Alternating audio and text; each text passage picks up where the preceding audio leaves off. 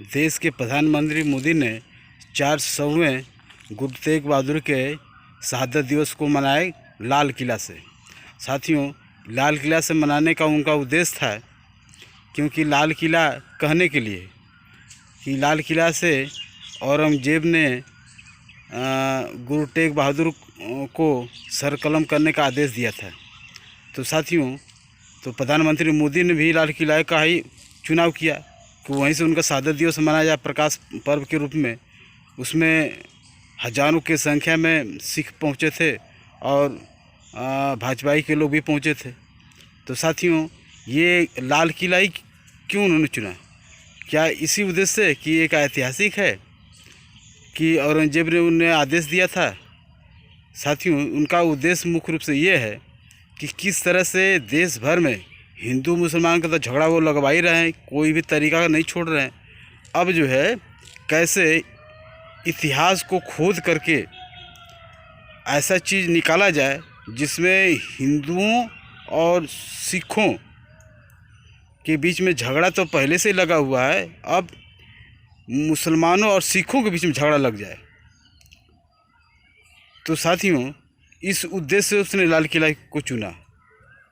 तीसरी बात साथियों, कि लाल किला एक ऐतिहासिक धरोहर है और ऐतिहासिक धरोहर पर कोई भी ऐसे कार्यक्रम नहीं होने चाहिए जो धार्मिक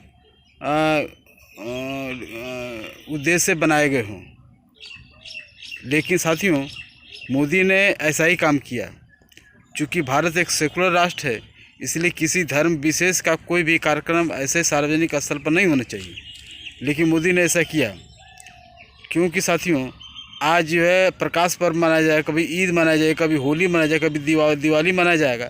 तो साथियों, यह जो है सार्वजनिक स्थल एक ऐतिहासिक धरोहर होकर के एक धार्मिक त्यौहार मनाने का एक पर्व हो जाएगा। तो साथियों, इस ऐसे स्थलों को अगर धार्मिक कार्यक्रम के लिए आयोजन किया जाएगा तो इस देश में कैसे सार्वजनिक जगह पर जो है जो एक सेकुलर नियम काम करता है वो खंडित होगा, अर्थात ये संविधान खंडित होगा, लोकतंत्र खंडित होगा। जैसे कि आप जानते होंगे कि कहीं भी स्टेशन पर, कहीं भी होटल में, सरकारी होटल में या थाने में आप देखिएगा छोटे छोटे मंदिर बना दिए जाते हैं। ठीक है, उनकी आस्था है, लेकिन ऐसे जगह पर क्यों बनाते हैं? तो साथियों, इसी तरह का कार्यक्रम किया जा रहा है। तो वही प्रधानमंत्री मोदी को भी यही लग रहा है, क्योंकि सर्वे सर्वा एक शासक होते हैं, लेकिन फिर भी उनको यह समझ में नहीं आता कि धार्मिक त्यौहार को लाल किले से क्यों मनाया जाए। लेकिन उनका उद्देश्य तो किसी तरह है कि सिखों और मुसलमानों के बीच में झगड़ा लगवाना, क्योंकि सांप्रदायिकता करके ही वो सत्ता में आए हैं और सत्ता में और बने रहने के लिए ज़रूरी है।